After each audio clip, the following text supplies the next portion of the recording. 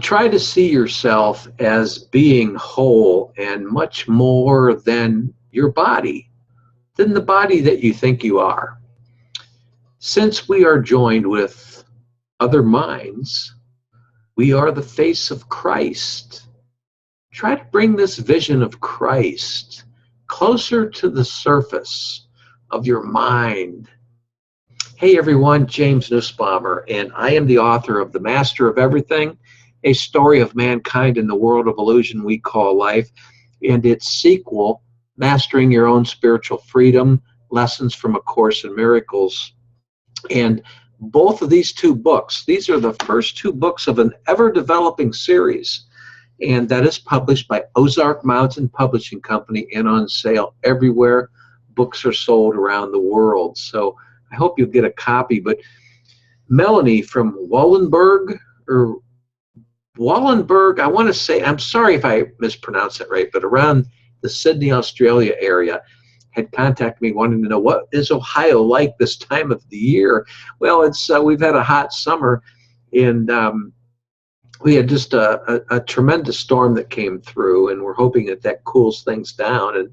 And also I spent some time in Florida too, but she wanted to know more about, what do we actually mean by the face of Christ? And she said in her message to me on Facebook that she understands that we often think of ourselves too much as a body, and that's where it comes from. And she wanted me to expand on that. And that's why I wrote this blog post. And if you're watching this video at my blog site, then you'll understand, and I hope that you'll go ahead and read it. But if you're at this YouTube video, when we're done here, you can click down below, and it will take you to my website, which will show you my blog site, and then you can read that particular blog. But to answer your question, Melanie, A Course in Miracles helps us to understand, really helps us to understand that each of us have the mind of Christ. Now, what do I mean by that? Well, see this understanding as a renewed mind. This is why it's so important to realize the power of your thoughts. You hear it over and over, why the power of our thoughts are so important. Initially, your body may want to see an image of Jesus when you think of the face of Christ, which is okay, and that is great, because I do too. Many of us were taught to think of Jesus as Christ, and I have been too, and I still do, because he is Jesus Christ. And our thoughts here are not entirely of the ego, and I'll explain that in a second. But in fact, you are Christ yourself, along with Jesus, and that's what Jesus was here to teach us. Jesus was the man, the individual that was here, and we explain that in great detail in The Master of Everything. And then we go on to understand how the Christ essence is in us more in Mastering Your Own Spiritual Freedom, Lessons from A Course in Miracles. But let me just expand a little bit further before I lose you here. Because initially, like I had said, your body may want to see the image of Jesus, which is okay. But like I said, many of us were taught that, Jesus as Christ. And our thoughts here are not entirely of the ego. The ego is that part of us that wants to doubt things and want to paint physical pictures of things rather than wholeness, and in the abstract, where the physical part of us, the material world part of us, doesn't understand. The ego wants nothing to do with that. So in fact, when you're thinking in that direction already, you are heavily weighted in what I call right-mindedness, which means that you're connecting to your inner self, to who you really are, to the face of Christ, which Jesus tried to tell us is available for all of us. So relax and simply just notice that any ego chatter in your mind, just notice it as background noise, like a motorcycle going by, a car going by, whatever that might be. Try to blend the image you now have of yourself, of your real self, not your body, not what you see in the mirror, but of your real self. When you look into your eyes in that mirror, who are you really seeing? that image that you're seeing, I want you to merge that into the vision of Christ. And okay, if you want to and it makes you feel better, blend that in with the picture of Jesus, where you can see that you're one with each other. That is the face of Christ, because Jesus was here to teach us that we are all of the Christ mind. We all have this capability. And it's taken 2,000 years for us to try to start understanding this, which is not that long of a time where eternity is concerned. So my point is that bring this vision from its depths, from this inner depths in you to you through the present moment, the presence of who you are, which in A Course in Miracles, we like to call this a holy instant, where we have glimpses and glimpses of the now, or like, wow, I just got in touch with something and then it left you. That's an instant. But why can't we tap into that kind of a thing more often? We can, because the ego mind that's in all of us won't allow us to. But we can tell the ego mind to stop, and we can override that. Every time you practice a holy instant, what I just described, your awareness will be brought closer. Try to take time each day in an exercise and see the wholeness of all that exists. Feel yourself whole with other people. If you're a Harley rider, feel yourself whole with the world as you're riding down the road. If you're a golfer, feel yourself whole as you're out there on the golf course with all of everything. If you are an airplane pilot and you're up there flying, feel yourself whole with everything. Whatever it is that you do, it doesn't matter. It's all really about you. And that's what it's really about, which is also me too, because we're connected as one. And consider at certain times in your day, for example, giving a holy instant, which means acting out of those glimpses, those present moment little glimpses of reality that you get. Consider certain times in your day giving a holy instant to an impatient situation you find yourself in, such as waiting in line.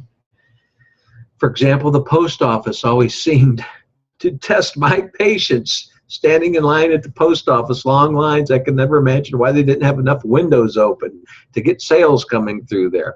Well, it only seemed to move only one, that window where it only had one attendant going, and you know what I'm trying to say. But I always dreaded the thought of having to go to the post office. But in a case like this, you are already late in your day, let's say, and the person in front of you is loud and obnoxious, and you still think that you're on top of yourself, and you're trying to, now all of a sudden you're standing in line and you're behind this obnoxious person, and your tension is mounting. This is a chance for you to enter into a holy instant, which means a present moment, the now. Those glimpses that you have of the face of Christ, your face, that thing that you see inside of yourself, that who that you see in your eyes when you look in the mirror. Blend it together with your image of Jesus. Make that your face of Christ if that's what you want to do. Enter into that instant and say, hey, I'm going to begin by quieting the insides of me, and feel your body go from rush to calm. You can do this by taking a breath in and feeling it go into your lungs, then exhaling slowly. Feel your breath on its intake go through your body's nerve endings, the little cells and all those little nook and crannies that are clogged up in your physical body. Feel that relaxation going through you. Say to yourself, I am entering a holy instant. I see myself as the face of Christ. I see myself as one with all of eternity.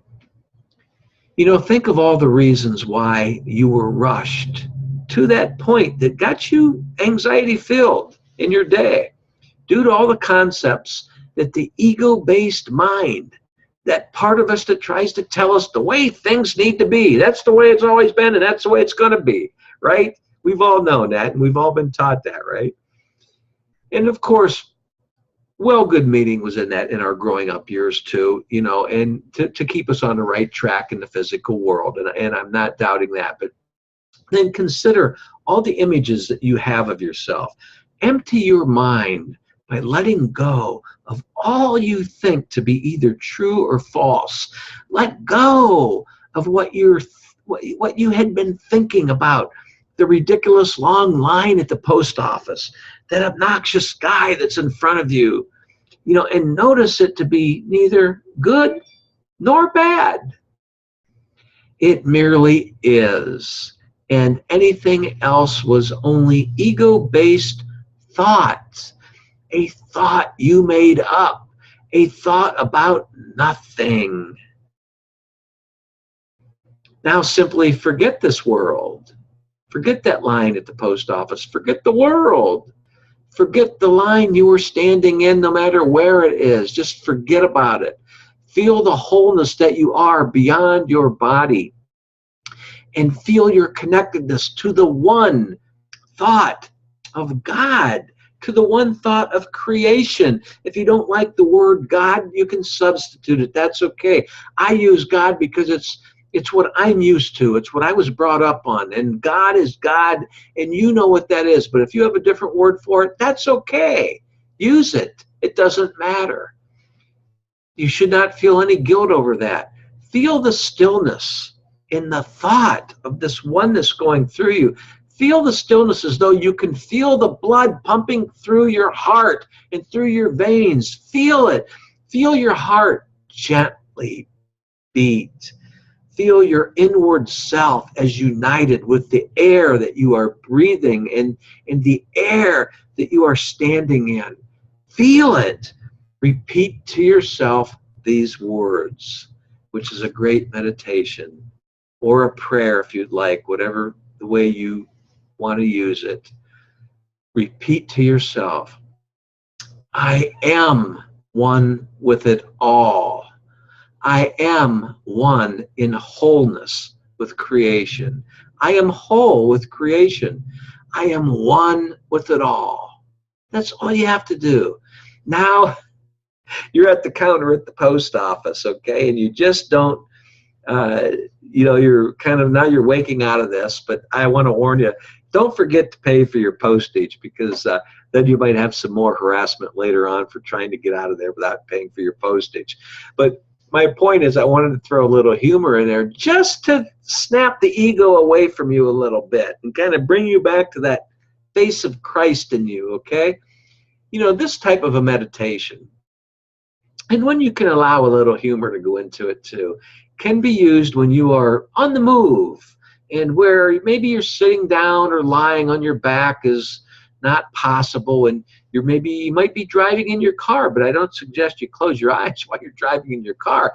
But I will often use this myself, like while I'm jogging through a park or I'm power walking. Now that I'm getting older, I don't jog much anymore. I'm getting into power walking. Or maybe you're on a bench press at the gym, and you can get into this kind of same meditation there, or whatever it is you're doing. This has especially saved me while waiting in long lines, which was common while I was in prison, where I spent 8 long years for a foolish securities violation. And this is where I perfected this kind of mindfulness. But be sure to understand that in all meditation practice, that the idea is to let the mind be quiet and still and be of itself. There is no right or wrong way to achieving calmness of mind where you serve as or offer a connection to all that exists. A connection with yourself to all that exists. Are you with me here? The minutes you give to this sensation of wholeness are multiplied over and over to the awakened awareness of the whole mind of creation that you are connecting with.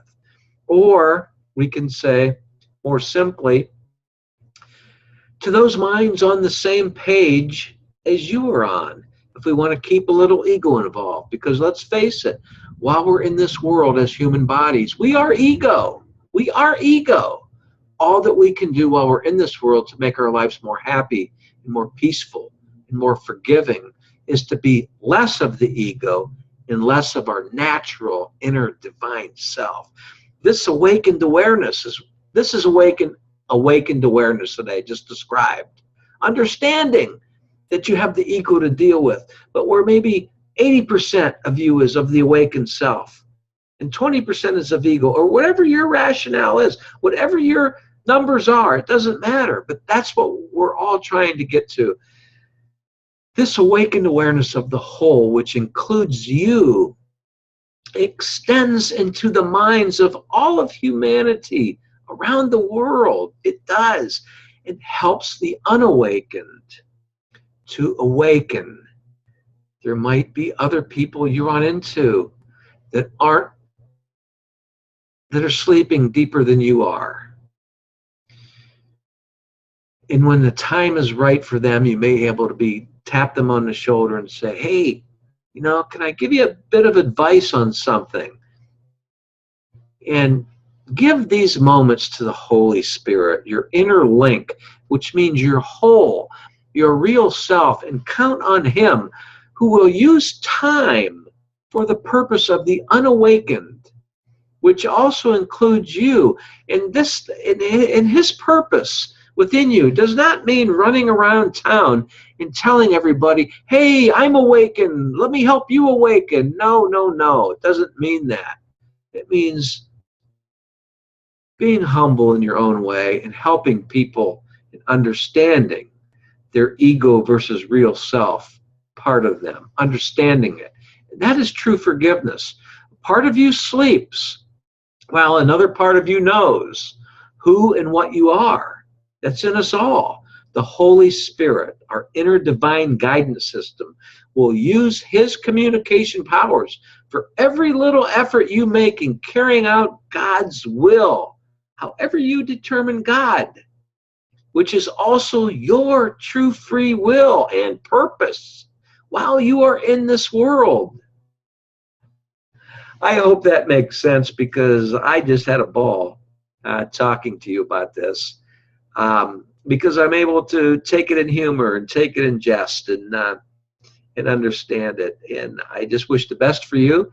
And I want to add, before I go, that I hope you have the best life possible. And I want to say, here is to the real you. The real you. God bless.